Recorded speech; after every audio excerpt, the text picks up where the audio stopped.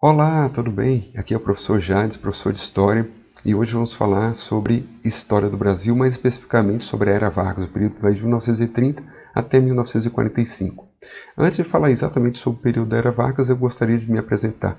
Eu sou mestrando em Gestão, Educação e Tecnologia, especialista em letramentos e práticas e interdisciplinaridades, especialista em metodologia do ensino de História e graduado em História. Antes de estudarmos exatamente a Era Vargas, é importante a gente fazer um recorte, como dizia-se na escola de análise, é importante fazer um recorte histórico para que ele seja construído e seja entendido por todos. Então, o período republicano ele inicia-se em 1889 e vai até os dias atuais.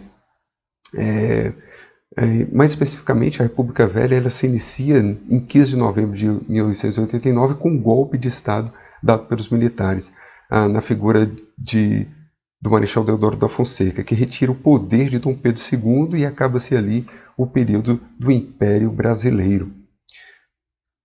Falando sobre a Era Vargas, que é um período que se divide em três etapas. Primeiramente, o governo provisório, que vai de 1930 até 1934, que de provisório não teve nada. O governo constitucional, que vai de 34 até 1937, que é um período no qual Getúlio Vargas faz uma Constituição, e o período do Estado Novo, que é de 1937 até 1945, já lá na Segunda Guerra Mundial, um período no qual Getúlio Vargas se torna bem mais radical no poder. Antes de falar exatamente sobre 1930, que é o início do governo provisório, é importante a gente entender o que estava acontecendo no Brasil e no mundo antes de 1930.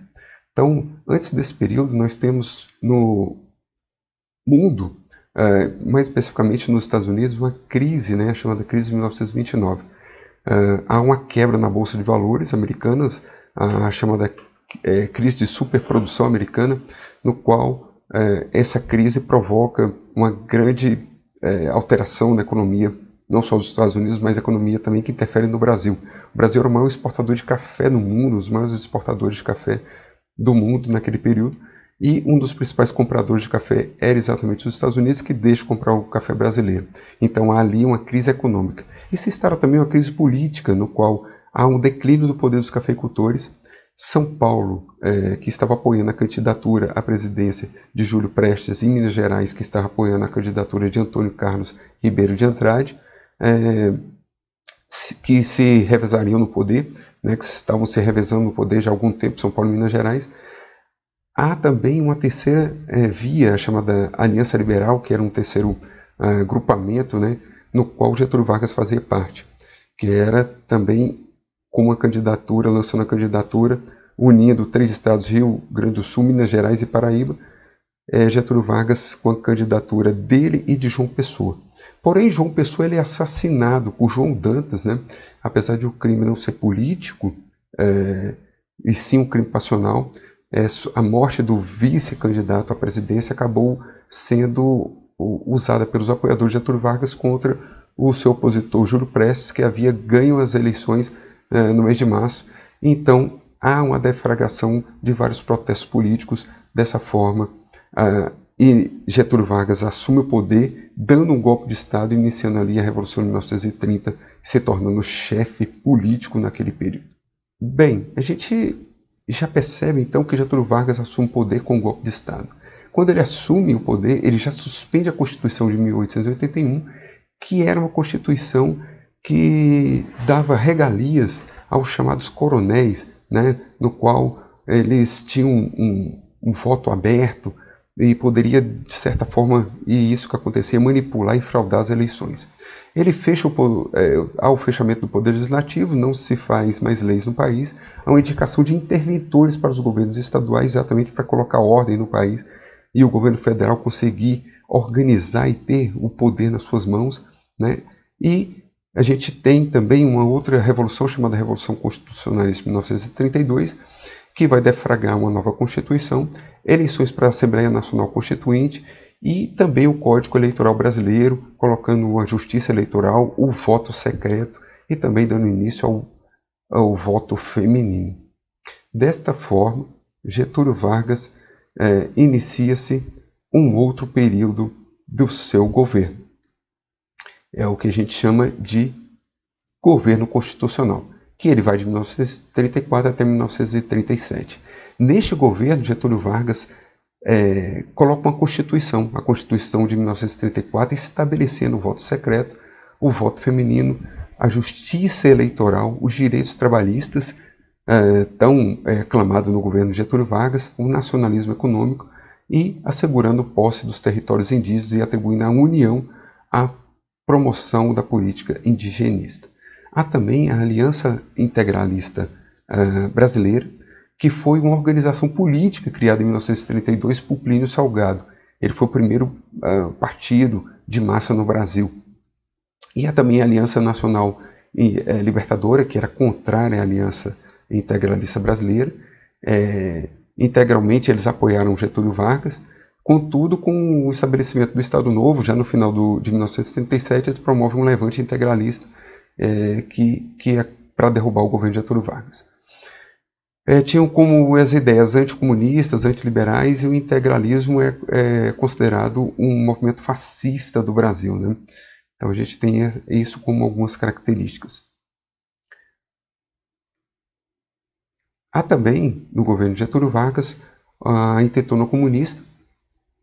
A Intentona Comunista foi um levante organizado pelo Partido Comunista em 1935, na tentativa de tirar Getúlio Vargas do poder. Esse levante ele aconteceu no Rio de Janeiro, que era então a capital federal do país, né? Há também o Plano Cohen. O Plano Cohen foi, se a gente pode usar do anacronismo, uma fake news criada um documento forjado por militares brasileiros com a intenção, né, de instaurar a ditadura do Estado Novo no período, exatamente em novembro de 1937, uma das maiores falsificações da história brasileira.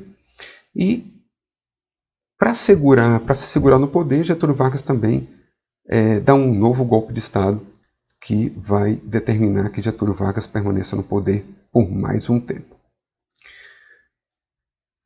O Estado Novo é o período que vai de 1937 até 1945, há um cerco militar ao Congresso Nacional, ao fechamento do Poder Legislativo novamente, e uma nova Constituição é instaurada nesse período.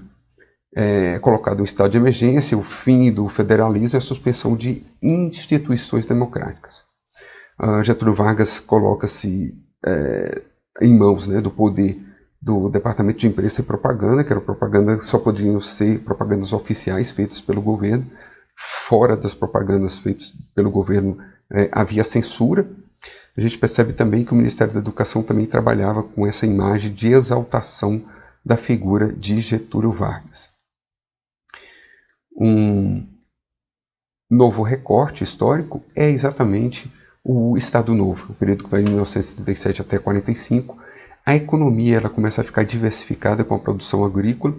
Há um desenvolvimento industrial, né, com medidas protecionistas, a criação de estatais e indústrias de base, e a legislação trabalhista que foi tão aclamada, né, pelos trabalhadores daquele período, com uma grande conquista também de Getúlio Vargas, que se colocava como o pai dos pobres nesse período. Era um governo totalmente populista, né? Getúlio Vargas é um governo populista, no qual ele tinha uma política fundada na sedução dos grupos sociais e de menor poder aquisitivo por meio de medidas que representavam ou pareciam representar os seus interesses para enaltecer essa liderança do governo.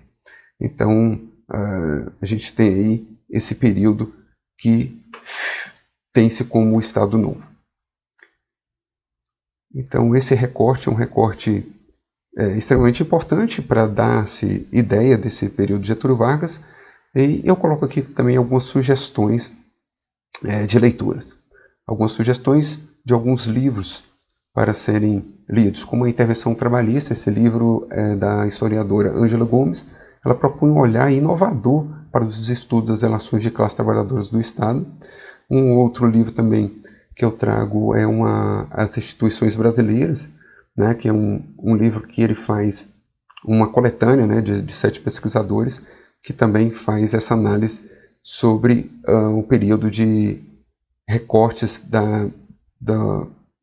desse período da Era Vargas. Há também um conjunto de artigos, né, 10 artigos também utilizados, que é uma coletânea abordando principalmente a ação da integralista brasileira. E, por fim, eu me despeço aqui com o livro, que são 9 capítulos sobre as diferentes dimensões do governo Vargas no Brasil. Essas são as sugestões de leitura. E eu deixo aqui o meu agradecimento e também um podcast que eu criei sobre a Era Vargas, falando exatamente sobre alguns fatos curiosos desse período. Muito obrigado, até a próxima.